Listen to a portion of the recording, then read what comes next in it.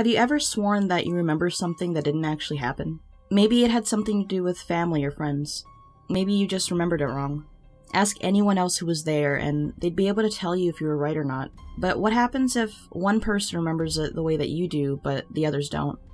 Who's right and who's wrong?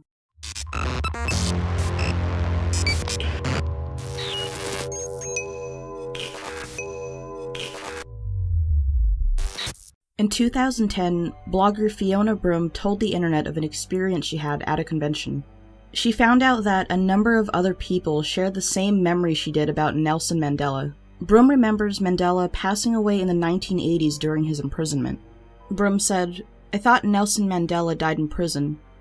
I thought I remembered it clearly, complete with news clips of his funeral, the mourning in South Africa, some rioting in cities, and the heartfelt speech by his widow. Then I found out he was still alive." As many of you know, Nelson Mandela died in 2013, not the 1980s. This, plus many other examples such as the Bernstein versus Bernstein debate, has led to a theory of a parallel universe where these details were altered. This has come to be known as the Mandela effect. I've also heard of it being referred to as a glitch in the Matrix. So with that being said, we supposedly live in the universe where Nelson Mandela didn't pass away until 2013, and the books are called the Bernstein Bears. I remember Nelson Mandela passing away in 2013, specifically because a lot of people mistook him for Morgan Freeman. I can't give my input on the Bernstein thing because I was never a fan. Before I go on, I'd like to show you more examples. If you're American, how many states does the country have? Many remember there being 51 or 52 states while there are actually only 50. How do you spell dilemma? Like this? Or like this? Well, this is the right one.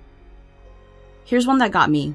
There's this well-known video called Tank Man. I remember seeing this on the internet somewhere, and I very vividly remember the man being crushed. In fact, it was disgusting. Apparently this didn't actually happen.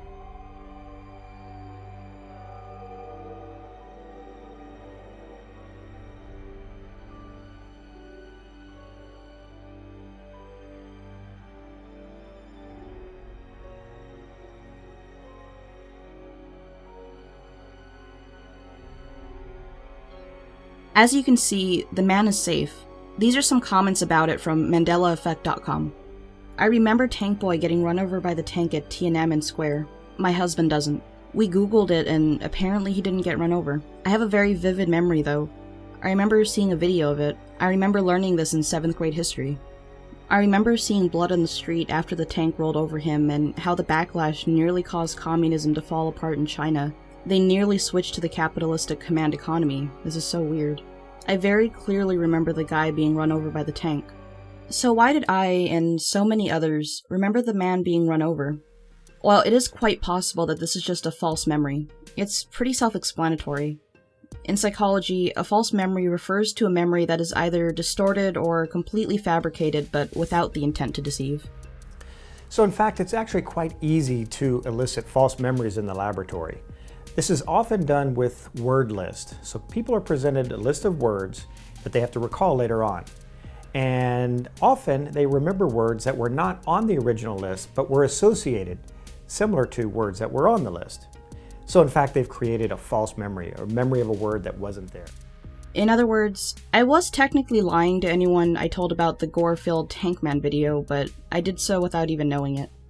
I can't say for sure how this false recollection manifested, but if I had to guess, I'd say I probably watched it while distracted and just assumed that it was something violent. Then, memories of other things I've seen online filled the gaps. I do also remember people talking about how terrible the video was. That could have also distorted my memory of it.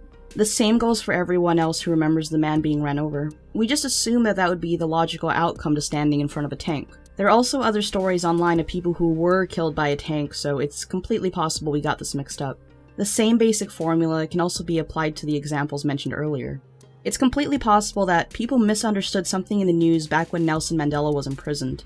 As I said earlier, in 2013, people mistakenly thought Morgan Freeman died instead. So I wouldn't be surprised if there are people out there right now who think Morgan Freeman is dead and can even remember the buzz in the media.